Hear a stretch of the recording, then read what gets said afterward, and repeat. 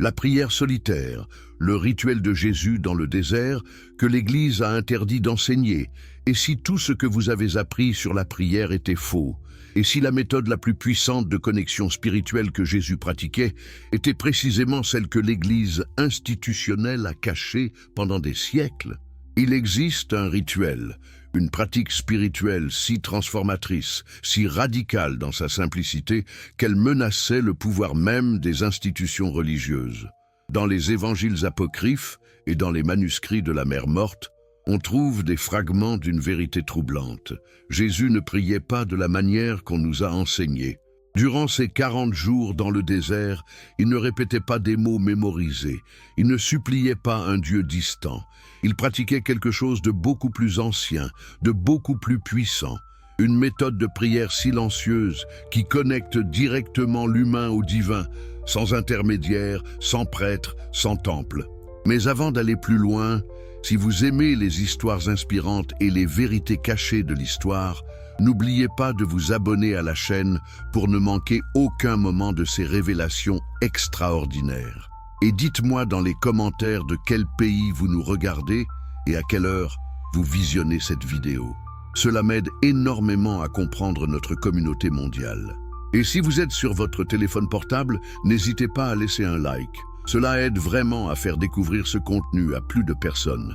C'est la prière que les moines du désert pratiquaient en secret, la même que les mystiques chrétiens ont été persécutés pour avoir enseigné. Le rituel que l'Inquisition a classé comme hérésie dangereuse parce qu'il donnait un pouvoir spirituel direct aux gens ordinaires. Pendant des siècles, cette connaissance a été effacée, brûlée avec les textes considérés comme dangereux pour la foi. Avez-vous déjà ressenti que quelque chose manquait dans les prières traditionnelles? Avez-vous déjà eu l'impression de parler dans le vide, sans véritable connexion? C'est parce que la méthode authentique a été remplacée par une version édulcorée, contrôlable, inoffensive pour les structures de pouvoir. Mais la vérité, comme toujours, finit par trouver son chemin. Aujourd'hui, nous allons révéler non seulement la méthode que Jésus a utilisée dans le désert, mais aussi pourquoi cette connaissance a été systématiquement supprimée. Préparez-vous à découvrir le rituel de prière le plus puissant et interdit de l'histoire chrétienne. Ce que vous allez apprendre dans les prochaines minutes pourrait transformer complètement votre compréhension de la spiritualité et votre propre pratique personnelle. Jésus n'est pas allé dans le désert par hasard. Ce n'était pas une retraite spirituelle improvisée. Ce n'était pas une fuite de la société.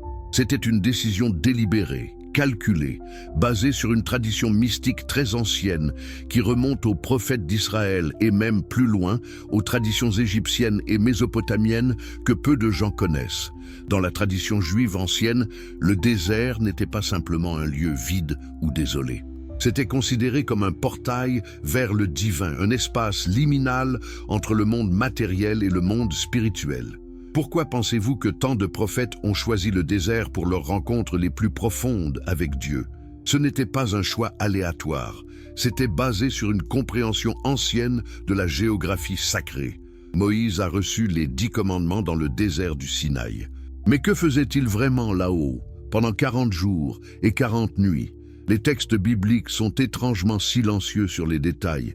Ils mentionnent qu'il jeûnait, qu'il était en présence de Dieu, mais ils ne décrivent pas exactement ce qui se passait. Cette omission n'est pas accidentelle. C'est le premier exemple d'une longue histoire de suppression du véritable processus contemplatif. Élie, le prophète fougueux qui a défié les prêtres de Baal, s'est enfui dans le désert après avoir été menacé de mort. Là, dans une grotte du mont Horeb, il a vécu quelque chose de profond. Le texte biblique dit qu'il y a eu un grand vent, puis un tremblement de terre, puis un feu.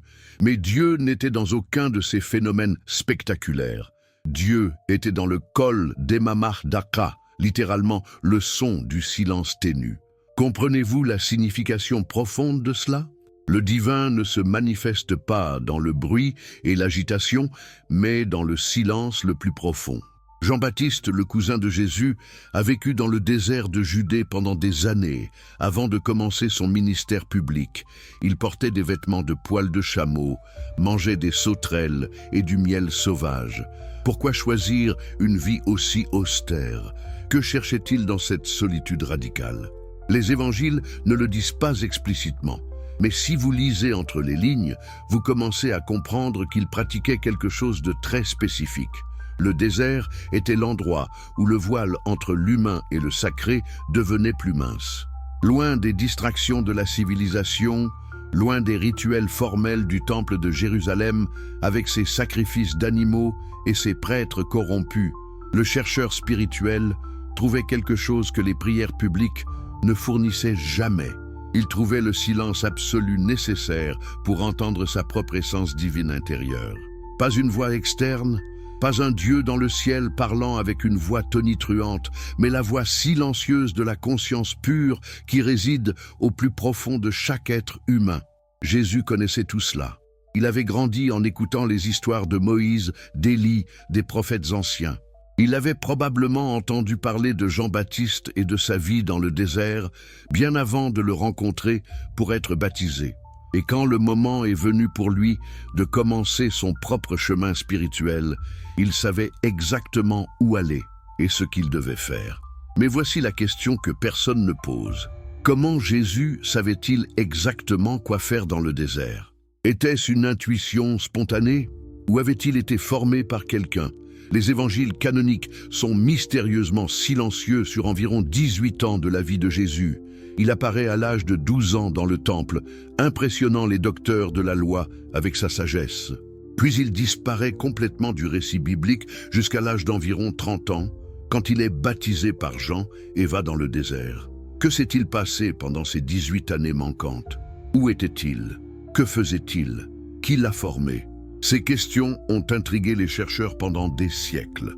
Et c'est là que l'histoire devient vraiment fascinante, parce que nous avons maintenant des preuves, des indices dans des textes anciens qui ont été découverts au cours du siècle dernier, des textes que l'Église aurait préféré rester enterrés pour toujours. Les Esséniens étaient une secte juive qui vivait dans des communautés isolées près de la mer Morte, à Qumran.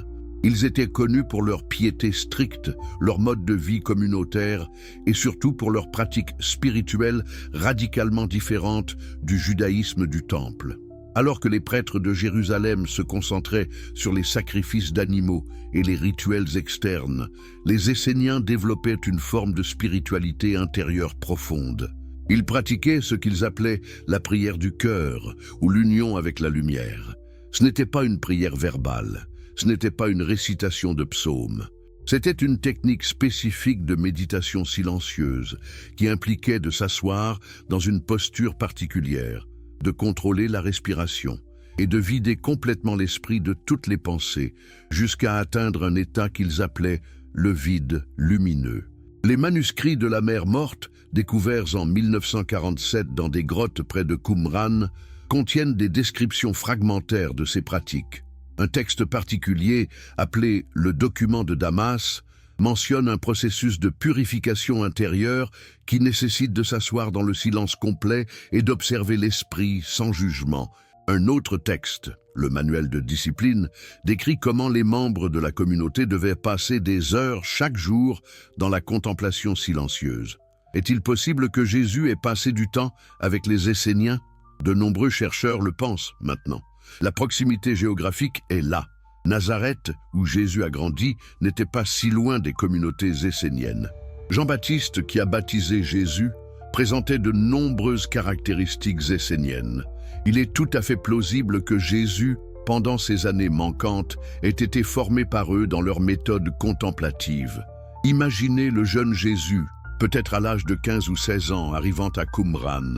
Il est accueilli par des hommes vêtus de blanc, leur visage portant cette sérénité particulière que seule la pratique contemplative profonde peut apporter. Ils vivent simplement, partagent tout en commun et passent des heures chaque jour assis en silence. Le jeune Jésus est intrigué. C'est si différent de la religion qu'il connaît, avec ses rituels bruyants et ses prêtres pompeux. Un vieux maître essénien, peut-être nommé Joseph ou Benjamin, prend Jésus sous son aile. Il lui enseigne d'abord les fondamentaux. Comment s'asseoir correctement, la colonne vertébrale droite mais sans tension. Comment placer les mains, généralement sur les genoux ou dans le giron. Comment fermer les yeux ou les garder semi-ouverts, le regard dirigé légèrement vers le bas. Puis vient l'enseignement sur la respiration. Ce n'est pas une respiration ordinaire, c'est une technique précise qui a été transmise de maître à disciple pendant des générations.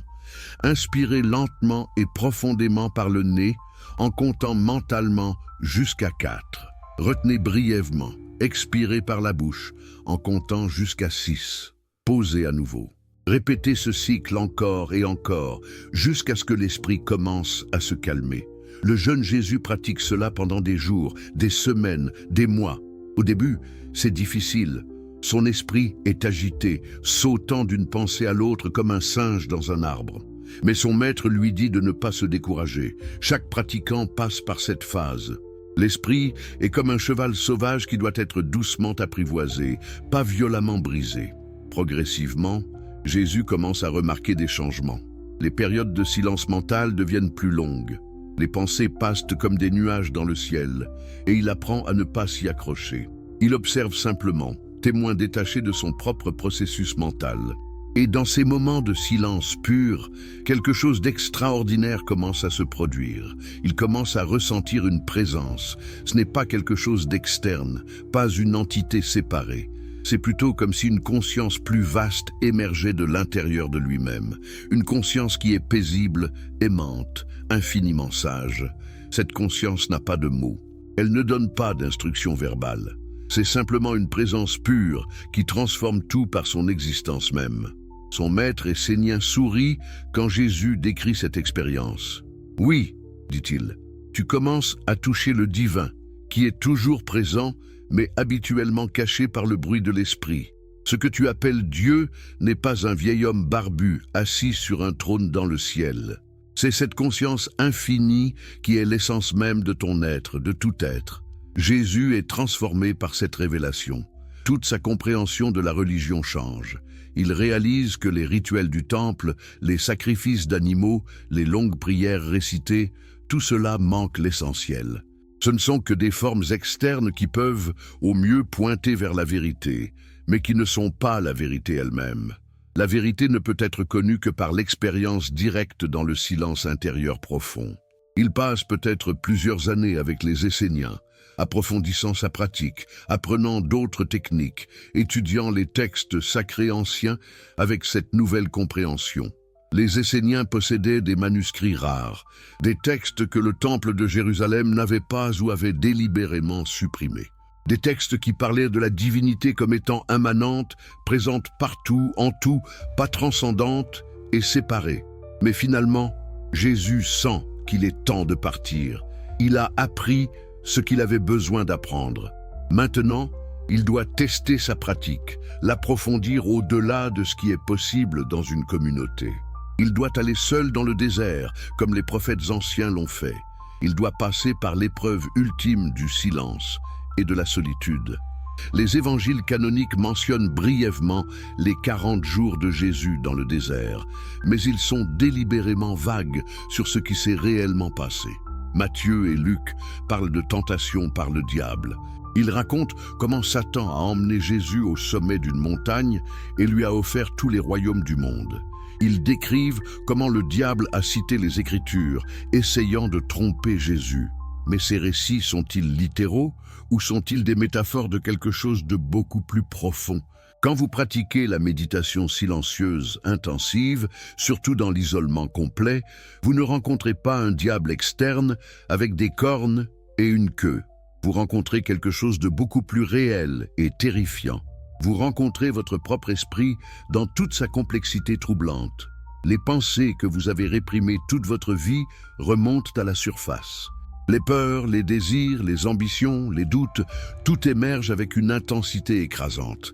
C'est comme si toutes vos ombres intérieures se manifestaient en même temps. Et dans cet état vulnérable, affaibli par le jeûne et l'isolement, ces ombres peuvent sembler très réelles, presque tangibles. Jésus, assis dans le désert de Judée sous le soleil brûlant, fait face à tout cela. Les pensées de pouvoir et de gloire le tentent. Il pourrait utiliser ses dons spirituels pour devenir riche, célèbre, puissant. Il pourrait accomplir des miracles spectaculaires et attirer des foules immenses.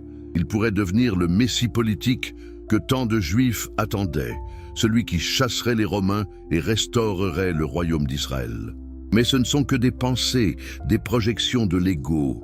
Dans le silence profond de sa pratique, Jésus les voit pour ce qu'elles sont, des illusions, des distractions du véritable chemin. Il les observe sans s'y attacher, sans les suivre. Et progressivement, elles perdent leur pouvoir sur lui. Elles passent comme des nuages, se dissipant dans le vide lumineux de la conscience pure. 40 jours dans le désert, 40 jours de silence presque complet, 40 jours de jeûne, rompant seulement avec un peu d'eau et peut-être quelques dattes sauvages. 40 jours de pratique contemplative intensive, passant parfois 8, 10, 12 heures par jour, assis en méditation silencieuse. Pouvez-vous imaginer l'effet neurologique et psychologique d'une telle pratique? La recherche moderne sur la méditation intensive montre des changements dramatiques dans le cerveau après seulement quelques semaines de pratique. L'amygdale, le centre de la peur dans le cerveau, diminue en taille. Le cortex préfrontal, associé à la conscience et à la compassion, s'épaissit. Les connexions entre différentes régions du cerveau se réorganisent. De nouveaux circuits neuronaux se forment tandis que les anciens s'affaiblissent. Jésus ne savait rien de la neuroplasticité ou des ondes cérébrales, mais il a découvert empiriquement ce que la science confirme aujourd'hui. Le silence contemplatif profond transforme littéralement le cerveau et, par extension, transforme la conscience elle-même. Après 40 jours, Jésus n'était plus la même personne qui était entrée dans le désert. Quelque chose de fondamental avait changé dans sa structure même de conscience. Il est revenu du désert avec une présence extraordinaire. Les gens le sentaient immédiatement. Il n'avait pas besoin de parler ou d'agir d'une manière particulière. Sa simple présence rayonnait quelque chose de différent, quelque chose que les gens reconnaissaient instinctivement comme authentique, comme éveillé. C'était la présence de quelqu'un qui avait touché directement le divin et qui vivait maintenant constamment dans cette conscience. Mais voici la partie cruciale que l'Église a toujours cachée. Jésus n'a pas gardé cette méthode pour lui-même. Il a essayé de l'enseigner. Il a essayé de transmettre à ses disciples ce qu'il avait découvert. Mais l'enseignement a été systématiquement déformé, édulcoré, rendu inoffensif pour les structures de pouvoir qui allaient plus tard contrôler le christianisme. Regardez attentivement les évangiles canoniques, même dans leur forme censurée, et vous trouverez des traces de l'enseignement original. Dans Matthieu chapitre 6, Jésus donne des instructions explicites sur la prière. Il dit « Quand vous priez, n'allez pas aux synagogues ou aux coins de rue pour prier publiquement comme font les hypocrites. Au lieu de cela, entrez dans votre chambre, fermez la porte et priez à votre Père qui est en secret. » Cette instruction est-elle vraiment sur l'architecture? Jésus parlait-il littéralement de chambres physiques et de portes? Non. C'est une métaphore pour la pratique contemplative intérieure. Entrer dans votre chambre signifie se retirer dans la chambre intérieure de votre propre conscience. Fermer la porte signifie fermer les portes des sens, retirer l'attention du monde extérieur. Prier en secret signifie, dans le silence intérieur, au-delà des mots et des pensées. Puis, dans le même passage, Jésus critique explicitement les prières verbales répétitives. Il dit « Quand vous priez, n'utilisez pas de vaines répétitions comme font les païens qui pensent qu'ils seront entendus à cause de leurs nombreuses paroles. Votre Père sait ce dont vous avez besoin avant que vous le lui demandiez. C'est une instruction claire et sans ambiguïté. Ne pas utiliser des mots répétitifs. Ne pas penser que Dieu a besoin que vous lui expliquiez ce dont vous avez besoin. Alors que fait l'Église catholique? Elle crée des rosaires, des neuvaines, des litanies interminables, des millions de mots répétés encore et encore. Le Notre Père lui-même, que Jésus a donné comme un exemple de prière simple et concise, est répété mécaniquement des milliers de fois. Comment peuvent-ils justifier cela alors que Jésus a explicitement dit de ne pas utiliser de vaines répétitions? La réponse est simple. Les paroles peuvent être contrôlées. Les paroles peuvent être standardisées. Les paroles maintiennent les gens dans un rôle passif de supplication. Mais le silence que Jésus enseignait était dangereux. Le silence ne peut pas être contrôlé. Le silence mène à l'expérience directe. Et l'expérience directe du divin menace toute la structure hiérarchique de l'Église. Pensez-y logiquement. Si chaque personne ordinaire peut accéder au divin directement à travers une pratique silencieuse simple, quel est le but des prêtres? Pourquoi auriez-vous besoin de sacrements administrés par des intermédiaires ordonnés? Pourquoi auriez-vous besoin de confessionnaux où vous révélez vos secrets les plus profonds à un étranger? Pourquoi auriez-vous besoin d'une institution massive avec des palais dorés et des vêtements somptueux? Toute la structure de pouvoir de l'Église est basée sur l'idée que vous avez besoin de médiation. Vous êtes pécheur et indigne. Vous ne pouvez pas approcher Dieu directement. Vous avez besoin de prêtres qui intercèdent pour vous. Vous avez besoin de sacrements qui vous confèrent la grâce. Vous avez besoin de l'Église comme pont entre vous et le divin. Mais Jésus enseignait exactement le contraire. Il disait « Le royaume de Dieu est en vous, pas dans un temple lointain, pas après la mort dans un ciel céleste, mais maintenant, ici, à l'intérieur, accessible directement sans intermédiaire. » C'était son message révolutionnaire, et c'est exactement pourquoi il a été crucifié et pourquoi son enseignement a été systématiquement supprimé par ceux qui ont construit une religion en son nom. Avant de continuer cette révélation extraordinaire, permettez-moi de vous demander quelque chose d'important. Si vous appréciez ces histoires inspirantes qui dévoilent les vérités cachées de l'histoire spirituelle, prenez un moment pour vous abonner à la chaîne. Cela m'aide énormément à continuer à créer ce contenu pour vous. Et dites-moi dans les commentaires de quel pays vous nous regardez et à quelle heure il est chez vous en ce moment. J'adore voir notre communauté mondiale se rassembler autour de ces vérités. Et si vous êtes sur votre téléphone, laissez un like maintenant. Cela aide vraiment l'algorithme à faire découvrir cette vidéo à plus de personnes qui cherchent ces connaissances. Maintenant, plongeons dans ce qui se passe réellement quand on pratique cette méthode que Jésus a découverte dans le désert. Parce que ce n'est pas seulement une théorie spirituelle abstraite, ce sont des transformations concrètes et mesurables qui se produisent dans votre conscience, dans votre cerveau, dans votre vie entière. Imaginez que vous commencez à pratiquer cette méditation silencieuse chaque jour. Au début, rien ne semble se passer. Vous vous asseyez, vous essayez de calmer votre esprit, mais les pensées continuent à défiler comme un torrent incessant. Vous vous demandez si vous faites bien, si cela fonctionne vraiment. Peut-être que vous êtes tenté d'abandonner après quelques jours ou quelques semaines. Mais si vous persistez, quelque chose de remarquable commence à se produire. D'abord, vous remarquez de petits changements dans votre vie quotidienne. Vous réagissez moins impulsivement aux situations stressantes. Une situation qui vous aurait mis en colère auparavant ne vous affecte plus de la même manière.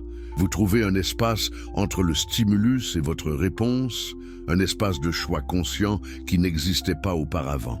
Cet espace, cette pause entre la perception et la réaction, c'est le premier signe que quelque chose change dans la structure même de votre conscience. Qu'est-ce qui se passe exactement dans votre cerveau pour créer ce changement? La science moderne a commencé à répondre à cette question avec une précision remarquable. Des chercheurs utilisant l'imagerie par résonance magnétique fonctionnelle ont découvert que la méditation silencieuse modifie littéralement la structure physique du cerveau. L'amygdale, cette petite région en forme d'amande située profondément dans le cerveau qui est responsable de nos réactions de peur et d'anxiété, commence à rétrécir. Après seulement 8 semaines de pratique régulière, des études montrent une diminution mesurable de la densité de matière grise dans l'amygdale. Qu'est-ce que cela signifie en termes pratiques? Cela signifie que vous devenez littéralement moins réactif à la peur.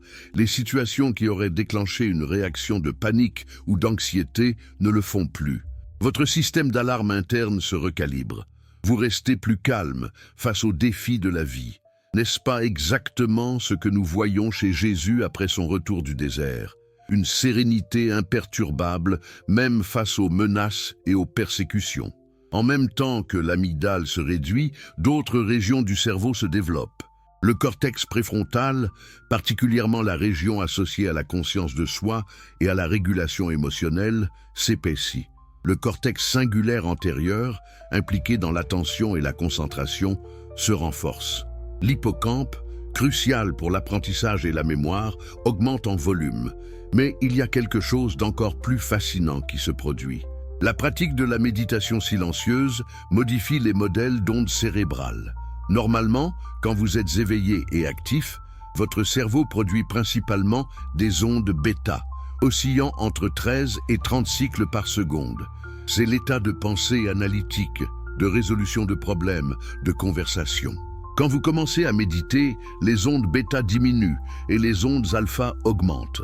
Les ondes alpha, oscillant entre 8 et 12 cycles par seconde, sont associées à un état de relaxation alerte.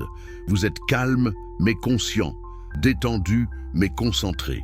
C'est un état agréable, mais ce n'est que le début.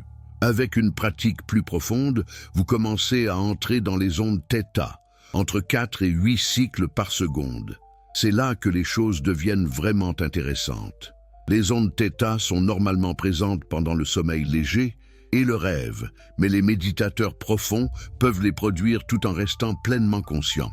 Dans cet état, vous avez accès à des niveaux plus profonds de l'esprit, à ce que Carl Jung appelait l'inconscient collectif. Des méditateurs extrêmement avancés, comme certains moines tibétains étudiés par des neuroscientifiques, peuvent même produire des ondes delta tout en restant conscients. Les ondes delta, entre 1 et 4 cycles par seconde, sont normalement présentes uniquement pendant le sommeil profond sans rêve. Mais ces méditateurs ont appris à entrer dans cet état tout en maintenant la conscience éveillée. C'est un accomplissement neurologique extraordinaire. Jésus, après 40 jours de pratique intensive dans le désert, avait probablement maîtrisé ses états de conscience profonds. Cela expliquerait beaucoup de choses sur ses capacités apparemment surhumaines. Sa capacité à lire les pensées des gens, à voir à travers leurs masques, à percevoir des vérités cachées. Ce n'était pas de la magie. C'était une conscience extraordinairement développée, opérant à des niveaux que la plupart des gens n'atteignent jamais. Mais les changements ne sont pas seulement neurologiques. Ils sont aussi profondément psychologiques et spirituels. Quelque chose de fondamental change dans votre sens de l'identité. Vous commencez à réaliser que vous n'êtes pas vos pensées. Vos pensées sont comme des nuages qui passent dans le ciel de votre conscience, mais vous êtes le ciel lui-même, pas les nuages. Cette réalisation est révolutionnaire. Toute votre vie, vous vous êtes identifié à vos pensées, à vos émotions, à votre histoire personnelle. Vous pensiez que vous étiez vos opinions, vos croyances, vos goûts et dégoûts. Mais maintenant, dans le silence profond de la méditation, vous découvrez une conscience plus vaste qui observe tout cela sans s'y identifier. Qui êtes-vous vraiment si vous n'êtes pas vos pensées? Qui êtes-vous si vous n'êtes pas votre histoire, votre nom, votre rôle social? Cette question explorée dans le silence profond mène à une découverte stupéfiante. Vous êtes la conscience elle-même, pure et simple. Une conscience qui existe avant toute pensée, avant toute identification, avant toute forme. Et cette conscience, quand vous la touchez directement, est vécue comme infiniment paisible, infiniment aimante, infiniment sage.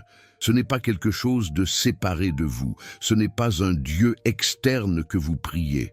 C'est votre propre nature essentielle, ce que vous avez toujours été, sous les couches de conditionnement mental et social.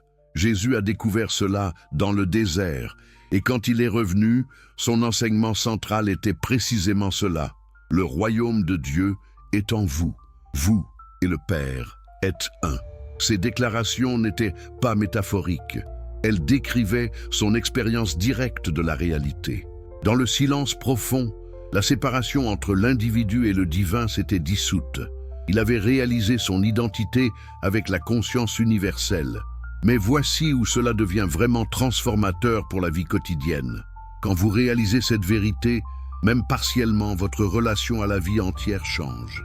La peur de la mort diminue radicalement parce que vous réalisez que votre essence n'est pas limitée au corps physique. Le corps naît et meurt, mais la conscience que vous êtes vraiment est éternelle, intemporelle. L'anxiété sur l'avenir diminue parce que vous réalisez que vous ne pouvez vivre que maintenant, dans ce moment présent. Le passé est une collection de souvenirs dans votre esprit. Le futur est une projection de votre imagination. Seul le maintenant est réel. Et dans le maintenant, quand vous y êtes pleinement présent, il n'y a pas de problème. Les problèmes existent seulement quand votre esprit s'échappe dans le passé ou le futur. La colère et le ressentiment diminuent dramatiquement parce que vous réalisez que ces émotions vous font plus de mal à vous-même qu'à la personne contre qui vous êtes en colère. Vous voyez que tenir de la rancune est comme boire du poison et espérer que l'autre personne mourra. Pourquoi faire cela à vous-même? La compassion émerge naturellement, spontanément.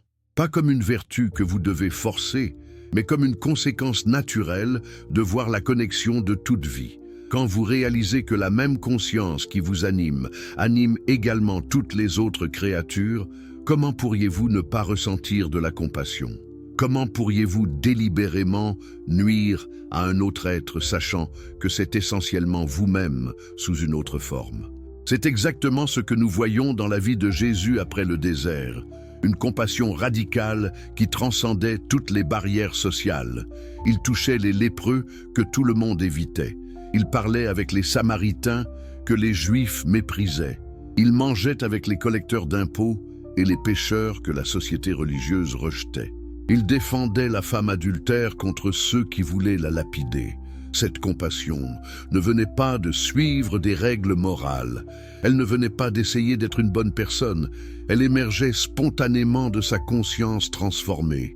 Il voyait la même étincelle divine en chacun, des plus saints aux plus pécheurs, et il ne pouvait pas faire autrement que de répondre avec amour. L'intuition se développe également de manière remarquable. Les pratiquants réguliers de la méditation silencieuse rapportent une augmentation spectaculaire de leur capacité intuitive. Ils prennent de meilleures décisions, non pas par analyse rationnelle, mais par une sorte de connaissance directe qui émerge du silence. Ils savent simplement quelle direction prendre, quelle personne faire confiance, quelle opportunité saisir. Jésus démontrait cette intuition extraordinaire constamment. Il savait ce que les gens pensaient avant qu'ils ne parlent. Il percevait les motifs cachés derrière les questions pièges de ses adversaires. Il prédisait avec précision ce qui allait arriver. Cette capacité n'était pas surnaturelle, au sens de violer les lois naturelles. C'était une sensibilité hautement développée, une conscience opérant à un niveau que la plupart des gens ne connaissent jamais. La créativité explose également. Quand l'esprit devient silencieux, quand le bavardage mental constant s'arrête, un espace s'ouvre pour que quelque chose de nouveau émerge. Les idées arrivent spontanément. Les solutions à des problèmes difficiles apparaissent soudainement. Les connexions que vous n'aviez jamais vues auparavant deviennent évidentes. Les paraboles de Jésus sont des exemples parfaits de cette créativité née du silence. Des histoires simples sur des semeurs, des bergers, des fils prodigues, mais chacune contenant des couches profondes de signification. Elles n'étaient pas intellectuellement construites. Elles émergeaient spontanément de sa conscience profonde, parfaites dans leur simplicité et leur profondeur. Les relations s'améliorent considérablement. Quand vous n'êtes plus dominé par vos réactions égotiques, quand vous pouvez rester calme et présent même dans les conflits, vos relations deviennent plus authentiques et harmonieuses. Vous écoutez vraiment au lieu de simplement attendre votre tour pour parler. Vous répondez avec compassion au lieu de réagir avec défensive. La santé physique s'améliore également. De nombreuses études montrent que la méditation réduit la pression artérielle, renforce le système immunitaire, diminue l'inflammation chronique et même ralentit le vieillissement au niveau cellulaire. Le stress chronique est l'un des plus grands tueurs dans le monde moderne. La pratique silencieuse est peut-être l'antidote le plus puissant au stress. Jésus était connu pour sa vitalité extraordinaire. Il voyageait constamment à pied dans tout le pays. Il parlait à de grandes foules pendant des heures. Il guérissait les malades, parfois toute la journée, sans repos apparent. D'où venait cette énergie infatigable? Probablement de sa pratique contemplative qui maintenait son système nerveux dans un état optimal, permettant à son corps de fonctionner à son potentiel maximal. Mais voici la transformation la plus profonde de toutes.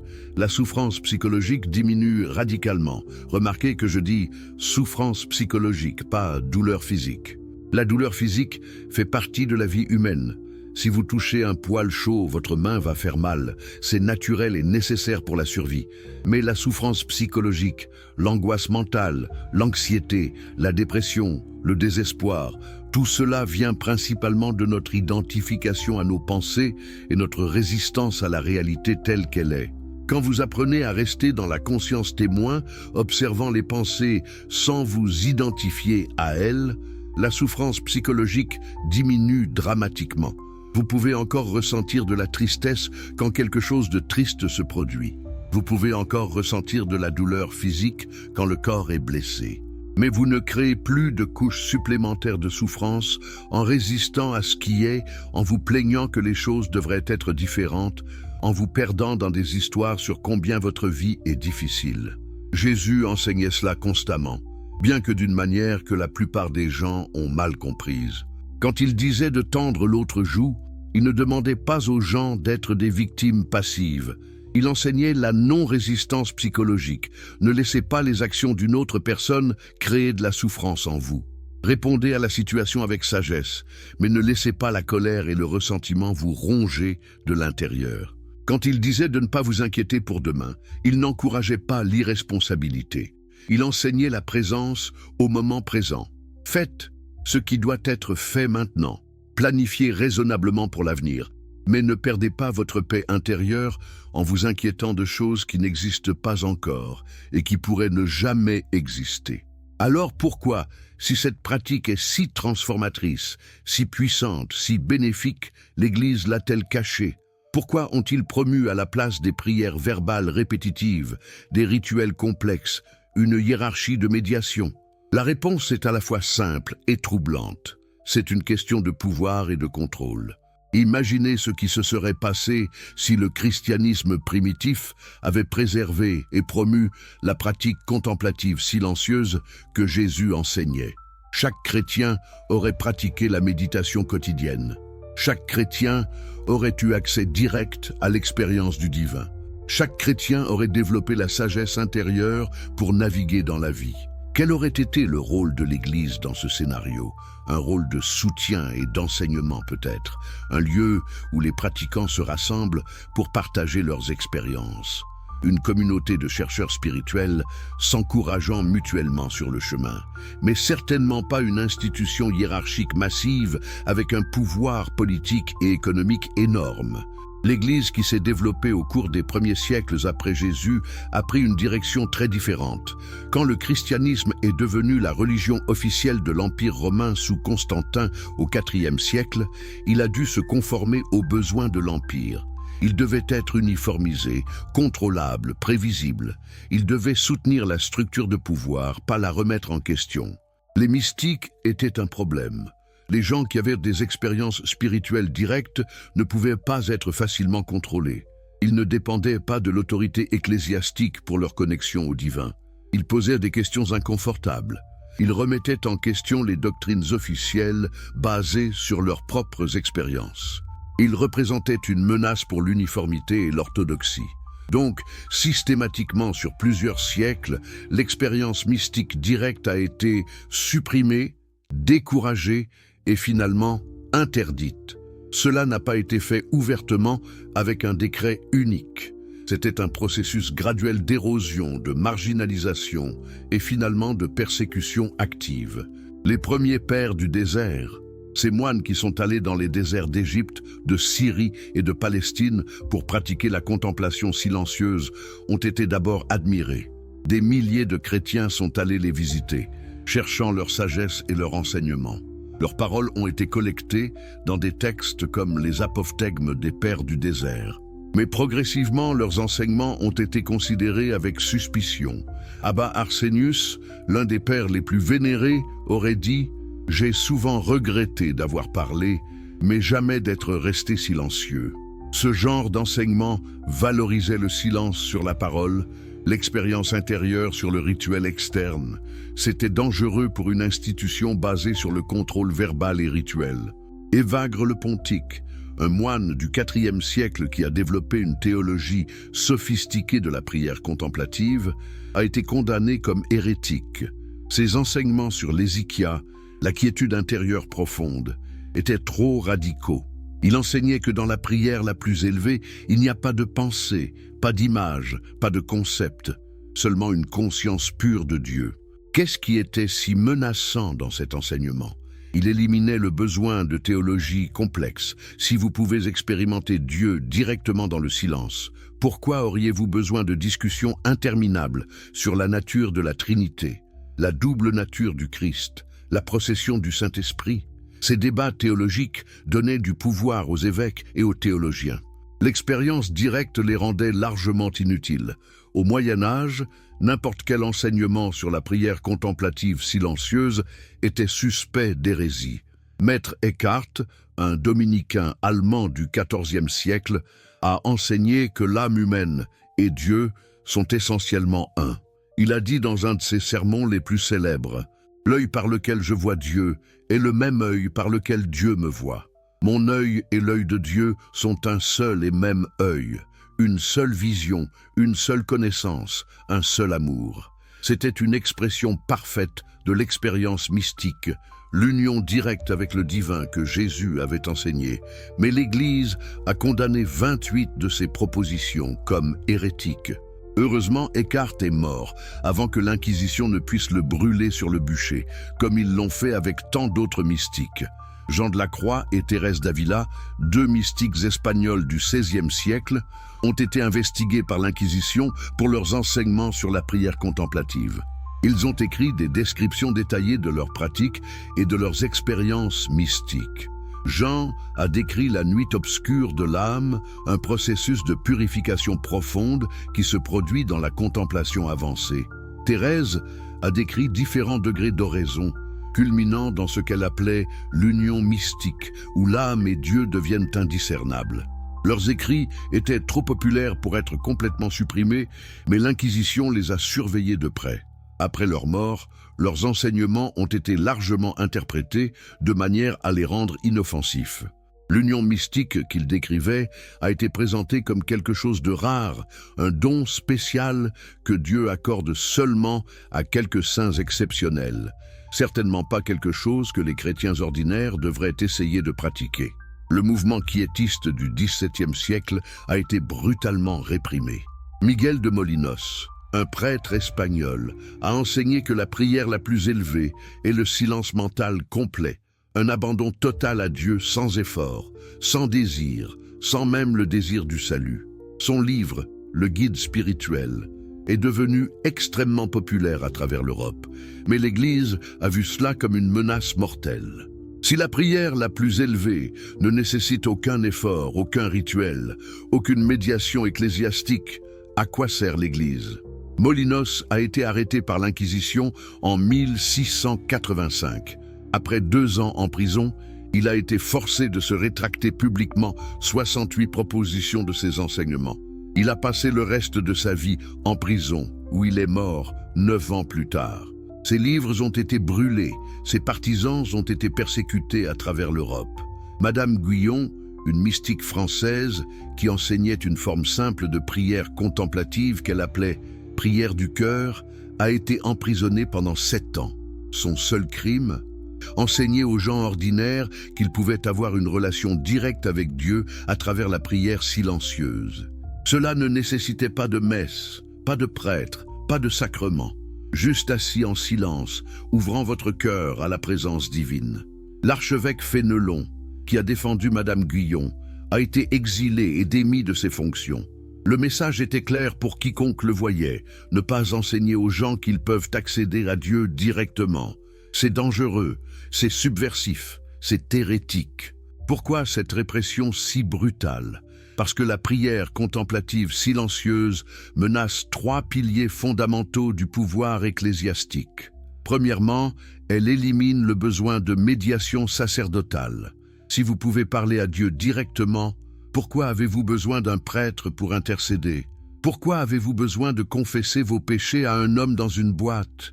Pourquoi avez-vous besoin qu'un prêtre transforme le pain et le vin en corps et sang du Christ? Deuxièmement, elle remet en question l'autorité doctrinale de l'Église. Si votre expérience directe du divin ne correspond pas aux doctrines officielles, qu'est-ce qui a plus d'autorité, votre expérience ou les décrets de l'Église?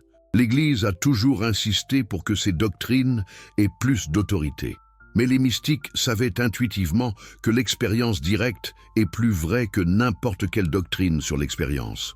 Troisièmement, et peut-être le plus important, elle menace la structure de pouvoir économique et politique de l'Église. Si les gens n'ont pas besoin de sacrements administrés par des prêtres, ils n'ont pas besoin d'église. S'ils n'ont pas besoin d'église, ils n'ont pas besoin de donner de l'argent pour construire et maintenir des cathédrales massives.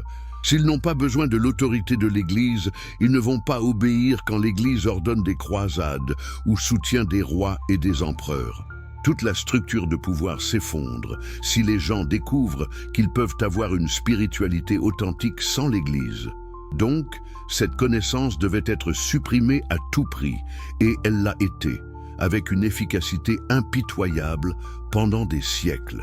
Mais voici l'ironie tragique. Tout ce temps, les preuves de l'enseignement original de Jésus étaient là dans les évangiles eux-mêmes.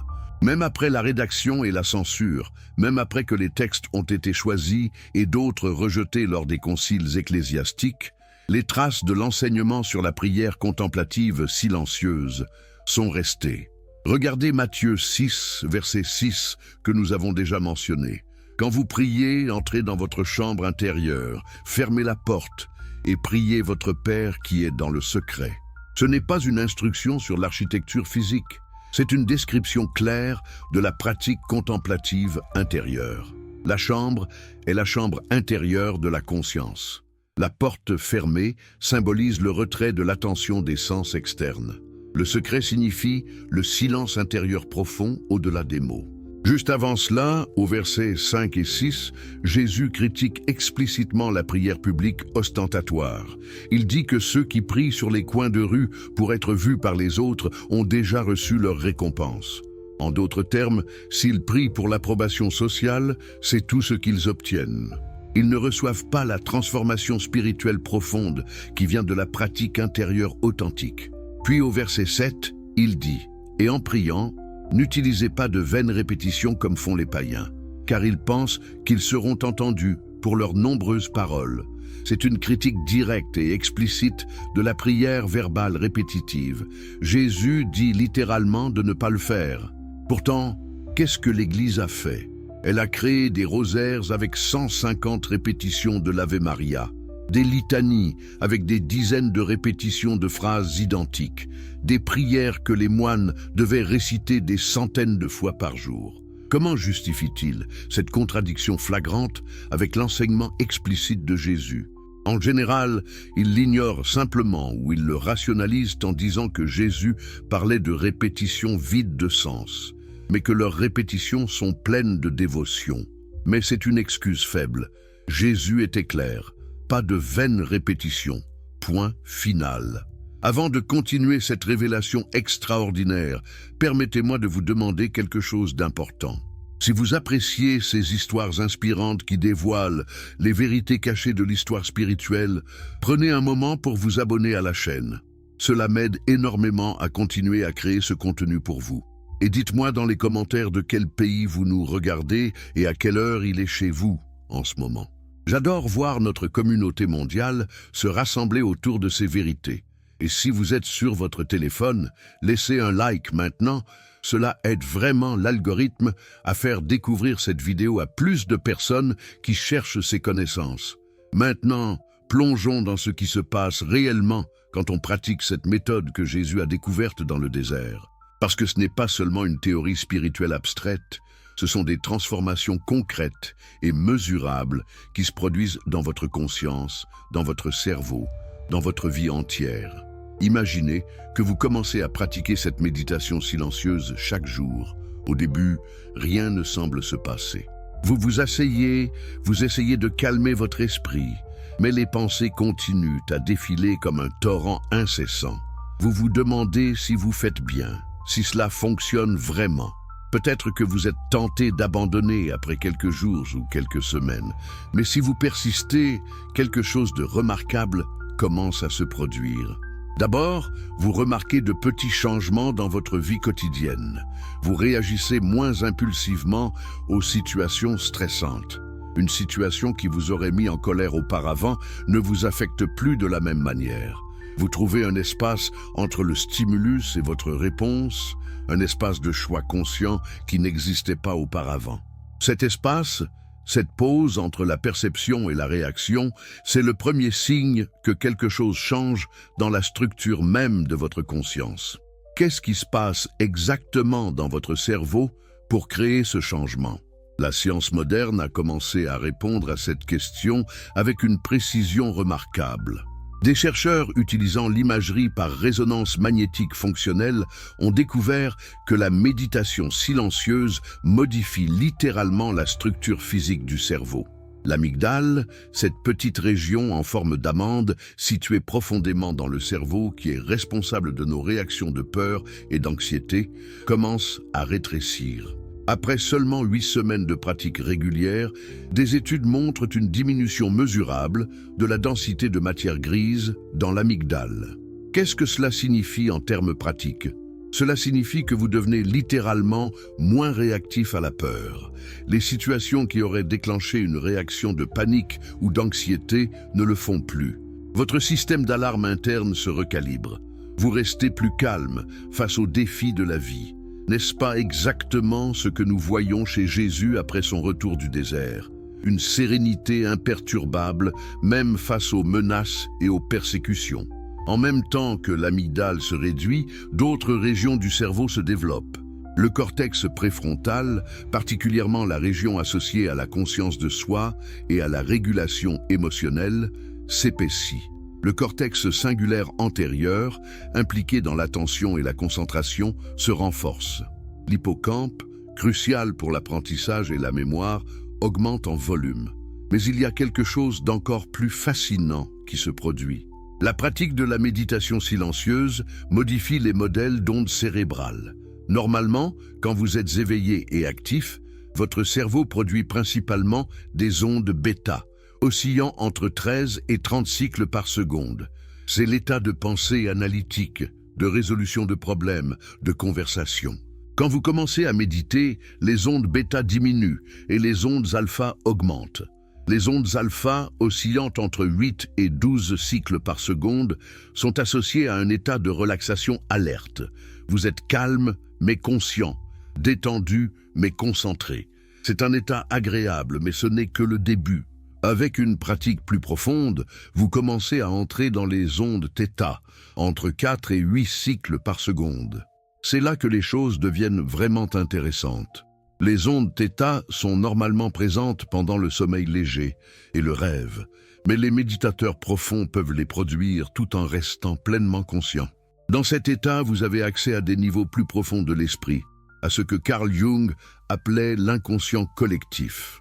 Des méditateurs extrêmement avancés, comme certains moines tibétains étudiés par des neuroscientifiques, peuvent même produire des ondes delta, tout en restant conscients. Les ondes delta, entre 1 et 4 cycles par seconde, sont normalement présentes uniquement pendant le sommeil profond sans rêve. Mais ces méditateurs ont appris à entrer dans cet état tout en maintenant la conscience éveillée. C'est un accomplissement neurologique extraordinaire. Jésus, après 40 jours de pratique intensive dans le désert, avait probablement maîtrisé ses états de conscience profonds. Cela expliquerait beaucoup de choses sur ses capacités apparemment surhumaines.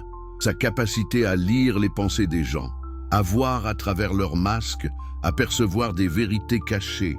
Ce n'était pas de la magie. C'était une conscience extraordinairement développée, opérant à des niveaux que la plupart des gens n'atteignent jamais. Mais les changements ne sont pas seulement neurologiques. Ils sont aussi profondément psychologiques et spirituels. Quelque chose de fondamental change dans votre sens de l'identité. Vous commencez à réaliser que vous n'êtes pas vos pensées. Vos pensées sont comme des nuages qui passent dans le ciel de votre conscience, mais vous êtes le ciel lui-même, pas les nuages. Cette réalisation est révolutionnaire. Toute votre vie, vous vous êtes identifié à vos pensées, à vos émotions, à votre histoire personnelle. Vous pensiez que vous étiez vos opinions, vos croyances, vos goûts et dégoûts. Mais maintenant, dans le silence profond de la méditation, vous découvrez une conscience plus vaste qui observe tout cela sans s'y identifier. Qui êtes-vous vraiment si vous n'êtes pas vos pensées? Qui êtes-vous si vous n'êtes pas votre histoire, votre nom, votre rôle social? Cette question explorée dans le silence profond mène à une découverte stupéfiante. Vous êtes la conscience elle-même, pure et simple. Une conscience qui existe avant toute pensée, avant toute identification, avant toute forme. Et cette conscience, quand vous la touchez directement, est vécue comme infiniment paisible, infiniment aimante, infiniment sage. Ce n'est pas quelque chose de séparé de vous, ce n'est pas un Dieu externe que vous priez. C'est votre propre nature essentielle, ce que vous avez toujours été, sous les couches de conditionnement mental et social. Jésus a découvert cela dans le désert, et quand il est revenu, son enseignement central était précisément cela. Le royaume de Dieu est en vous. Vous et le Père êtes un. Ces déclarations n'étaient pas métaphoriques. Elles décrivaient son expérience directe de la réalité. Dans le silence profond, la séparation entre l'individu et le divin s'était dissoute.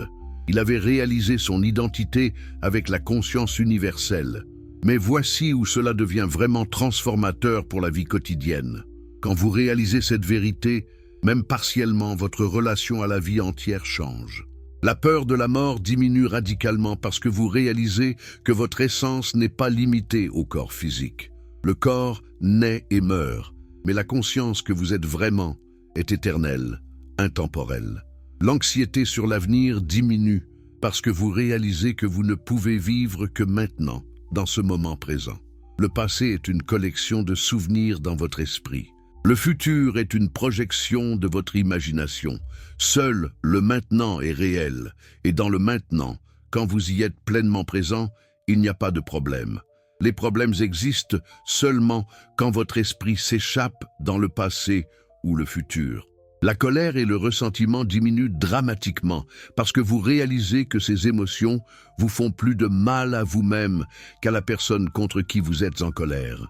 Vous voyez que tenir de la rancune est comme boire du poison et espérer que l'autre personne mourra.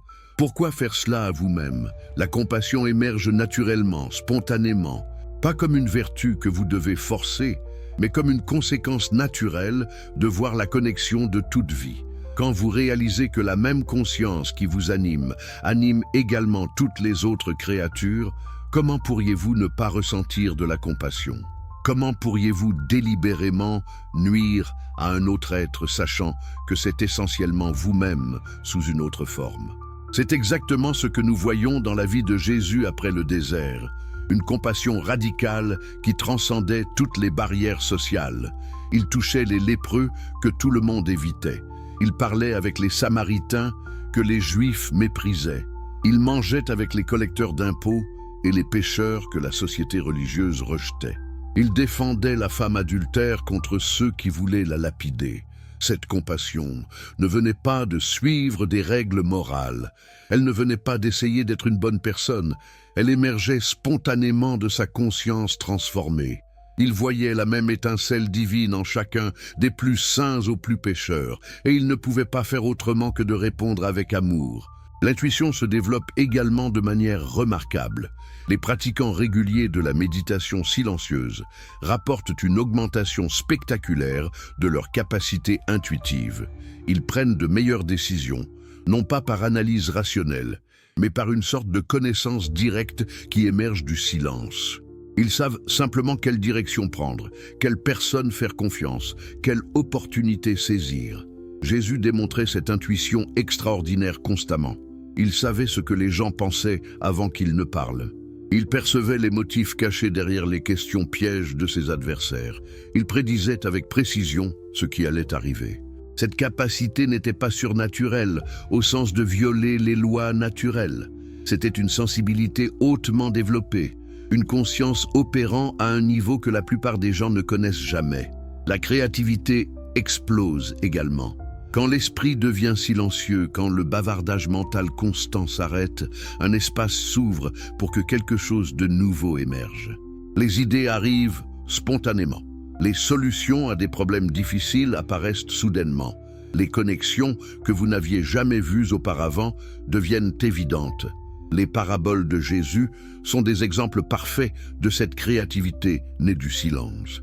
Des histoires simples sur des semeurs, des bergers, des fils prodigues, mais chacune contenant des couches profondes de signification. Elles n'étaient pas intellectuellement construites. Elles émergeaient spontanément de sa conscience profonde, parfaites dans leur simplicité et leur profondeur. Les relations s'améliorent considérablement. Quand vous n'êtes plus dominé par vos réactions égotiques, quand vous pouvez rester calme et présent même dans les conflits, vos relations deviennent plus authentiques et harmonieuses.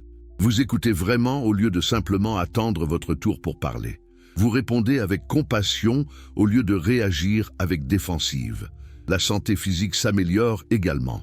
De nombreuses études montrent que la méditation réduit la pression artérielle, renforce le système immunitaire, diminue l'inflammation chronique et même ralentit le vieillissement au niveau cellulaire. Le stress chronique est l'un des plus grands tueurs dans le monde moderne. La pratique silencieuse est peut-être l'antidote le plus puissant au stress. Jésus était connu pour sa vitalité extraordinaire. Il voyageait constamment à pied dans tout le pays. Il parlait à de grandes foules pendant des heures. Il guérissait les malades, parfois toute la journée, sans repos apparent. D'où venait cette énergie infatigable? Probablement de sa pratique contemplative qui maintenait son système nerveux dans un état optimal, permettant à son corps de fonctionner à son potentiel maximal. Mais voici la transformation la plus profonde de toutes. La souffrance psychologique diminue radicalement. Remarquez que je dis souffrance psychologique, pas douleur physique. La douleur physique fait partie de la vie humaine. Si vous touchez un poil chaud, votre main va faire mal. C'est naturel et nécessaire pour la survie. Mais la souffrance psychologique, l'angoisse mentale, l'anxiété, la dépression, le désespoir, tout cela vient principalement de notre identification à nos pensées et notre résistance à la réalité telle qu'elle est. Quand vous apprenez à rester dans la conscience témoin, observant les pensées sans vous identifier à elles, la souffrance psychologique diminue dramatiquement. Vous pouvez encore ressentir de la tristesse quand quelque chose de triste se produit. Vous pouvez encore ressentir de la douleur physique quand le corps est blessé. Mais vous ne créez plus de couches supplémentaires de souffrance en résistant à ce qui est, en vous plaignant que les choses devraient être différentes, en vous perdant dans des histoires sur combien votre vie est difficile. Jésus enseignait cela constamment, bien que d'une manière que la plupart des gens ont mal comprise. Quand il disait de tendre l'autre joue, il ne demandait pas aux gens d'être des victimes passives. Il enseignait la non-résistance psychologique. Ne laissez pas les actions d'une autre personne créer de la souffrance en vous. Répondez à la situation avec sagesse, mais ne laissez pas la colère et le ressentiment vous ronger de l'intérieur. Quand il disait de ne pas vous inquiéter pour demain, il n'encourageait pas l'irresponsabilité. Il enseignait la présence au moment présent. Faites ce qui doit être fait maintenant.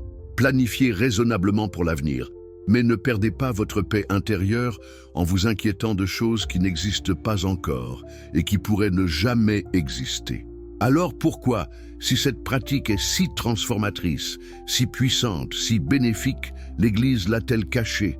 Pourquoi ont-ils promu à la place des prières verbales répétitives, des rituels complexes, une hiérarchie de médiation? La réponse est à la fois simple et troublante. C'est une question de pouvoir et de contrôle. Imaginez ce qui se serait passé si le christianisme primitif avait préservé et promu la pratique contemplative silencieuse que Jésus enseignait. Chaque chrétien aurait pratiqué la méditation quotidienne. Chaque chrétien aurait eu accès direct à l'expérience du divin. Chaque chrétien aurait développé la sagesse intérieure pour naviguer dans la vie. Quel aurait été le rôle de l'Église dans ce scénario?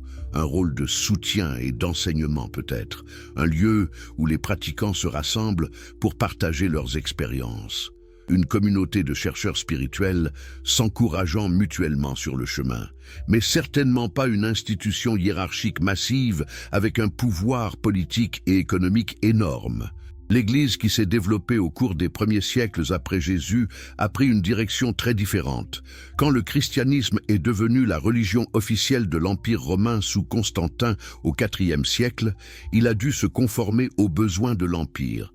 Il devait être uniformisé, contrôlable, prévisible. Il devait soutenir la structure de pouvoir, pas la remettre en question. Les mystiques étaient un problème.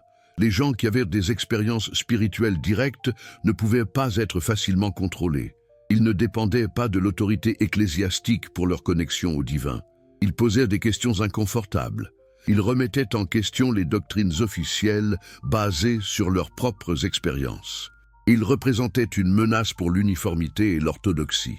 Donc, systématiquement sur plusieurs siècles, l'expérience mystique directe a été supprimée, découragée et finalement interdite. Cela n'a pas été fait ouvertement avec un décret unique. C'était un processus graduel d'érosion, de marginalisation et finalement de persécution active. Les premiers pères du désert, ces moines qui sont allés dans les déserts d'Égypte, de Syrie et de Palestine pour pratiquer la contemplation silencieuse, ont été d'abord admirés. Des milliers de chrétiens sont allés les visiter, cherchant leur sagesse et leur enseignement. Leurs paroles ont été collectées dans des textes comme les apophthegmes des pères du désert. Mais progressivement, leurs enseignements ont été considérés avec suspicion.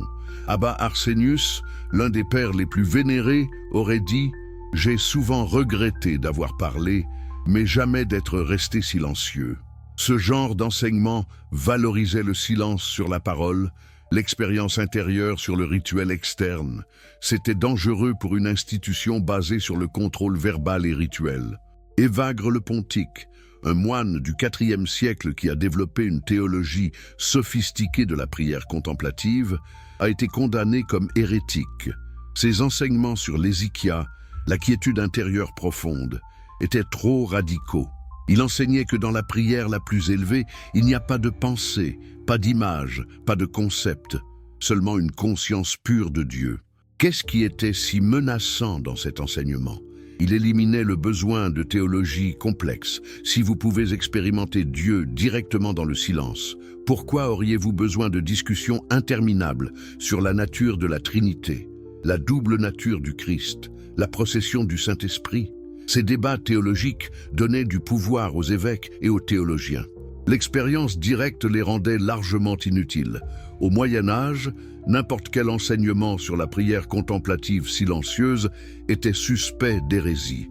Maître Eckhart, un dominicain allemand du XIVe siècle, a enseigné que l'âme humaine et Dieu sont essentiellement un. Il a dit dans un de ses sermons les plus célèbres « L'œil par lequel je vois Dieu est le même œil par lequel Dieu me voit. Mon œil et l'œil de Dieu sont un seul et même œil, une seule vision, une seule connaissance, un seul amour. » C'était une expression parfaite de l'expérience mystique, l'union directe avec le divin que Jésus avait enseigné. Mais l'Église a condamné 28 de ses propositions comme hérétiques. Heureusement, Eckhart est mort avant que l'Inquisition ne puisse le brûler sur le bûcher, comme ils l'ont fait avec tant d'autres mystiques. Jean de la Croix et Thérèse d'Avila, deux mystiques espagnols du XVIe siècle, ont été investigués par l'Inquisition pour leurs enseignements sur la prière contemplative. Ils ont écrit des descriptions détaillées de leurs pratiques et de leurs expériences mystiques. Jean a décrit la nuit obscure de l'âme, un processus de purification profonde qui se produit dans la contemplation avancée. Thérèse a décrit différents degrés d'oraison, culminant dans ce qu'elle appelait l'union mystique, où l'âme et Dieu deviennent indiscernables. Leurs écrits étaient trop populaires pour être complètement supprimés, mais l'Inquisition les a surveillés de près. Après leur mort, leurs enseignements ont été largement interprétés de manière à les rendre inoffensifs. L'union mystique qu'ils décrivaient a été présentée comme quelque chose de rare, un don spécial que Dieu accorde seulement à quelques saints exceptionnels. Certainement pas quelque chose que les chrétiens ordinaires devraient essayer de pratiquer. Le mouvement quiétiste du XVIIe siècle a été brutalement réprimé. Miguel de Molinos, un prêtre espagnol, a enseigné que la prière la plus élevée est le silence mental complet, un abandon total à Dieu, sans effort, sans désir, sans même le désir du salut. Son livre, Le Guide spirituel, est devenu extrêmement populaire à travers l'Europe. Mais l'Église a vu cela comme une menace mortelle. Si la prière la plus élevée ne nécessite aucun effort, aucun rituel, aucune médiation ecclésiastique, à quoi sert l'Église? Molinos a été arrêté par l'Inquisition en 1685. Après 2 ans en prison, il a été forcé de se rétracter publiquement 68 propositions de ses enseignements. Il a passé le reste de sa vie en prison, où il est mort 9 ans plus tard. Ses livres ont été brûlés. Ses partisans ont été persécutés à travers l'Europe. Madame Guyon, une mystique française qui enseignait une forme simple de prière contemplative qu'elle appelait « prière du cœur », a été emprisonnée pendant 7 ans. Son seul crime, enseigner aux gens ordinaires qu'ils pouvaient avoir une relation directe avec Dieu à travers la prière silencieuse. Cela ne nécessitait pas de messe, pas de prêtre, pas de sacrement. Juste assis en silence, ouvrant votre cœur à la présence divine. L'archevêque Fénelon, qui a défendu Madame Guyon, a été exilé et démis de ses fonctions. Le message était clair pour quiconque le voyait. Ne pas enseigner aux gens qu'ils peuvent accéder à Dieu directement. C'est dangereux, c'est subversif, c'est hérétique. Pourquoi cette répression si brutale? Parce que la prière contemplative silencieuse menace 3 piliers fondamentaux du pouvoir ecclésiastique. Premièrement, elle élimine le besoin de médiation sacerdotale. Si vous pouvez parler à Dieu directement, pourquoi avez-vous besoin d'un prêtre pour intercéder? Pourquoi avez-vous besoin de confesser vos péchés à un homme dans une boîte? Pourquoi avez-vous besoin qu'un prêtre transforme le pain et le vin en corps et sang du Christ? Deuxièmement, elle remet en question l'autorité doctrinale de l'Église. Si votre expérience directe du divin ne correspond pas aux doctrines officielles, qu'est-ce qui a plus d'autorité, votre expérience ou les décrets de l'Église? L'Église a toujours insisté pour que ces doctrines aient plus d'autorité. Mais les mystiques savaient intuitivement que l'expérience directe est plus vraie que n'importe quelle doctrine sur l'expérience. Troisièmement, et peut-être le plus important, elle menace la structure de pouvoir économique et politique de l'Église. Si les gens n'ont pas besoin de sacrements administrés par des prêtres, ils n'ont pas besoin d'église.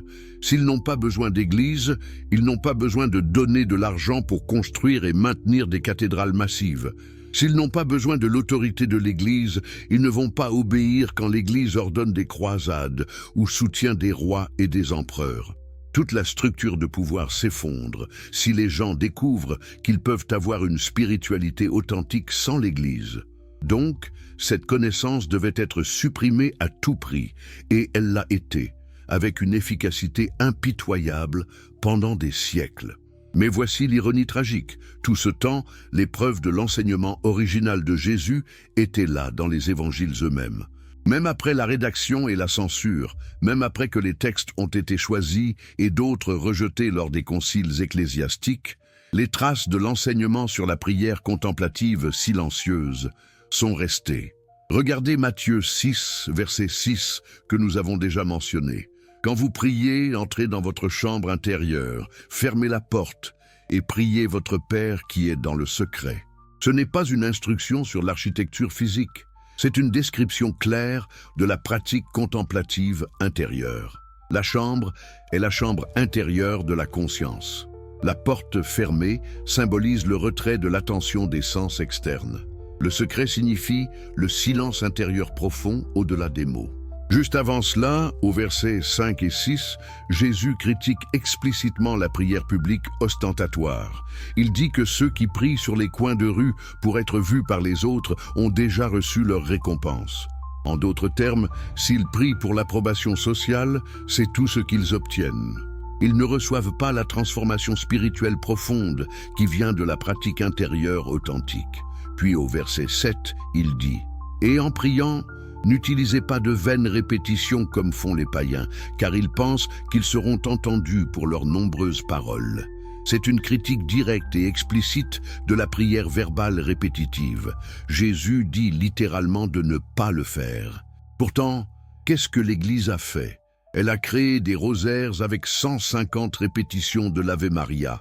Des litanies avec des dizaines de répétitions de phrases identiques, des prières que les moines devaient réciter des centaines de fois par jour. Comment justifie-t-il cette contradiction flagrante avec l'enseignement explicite de Jésus?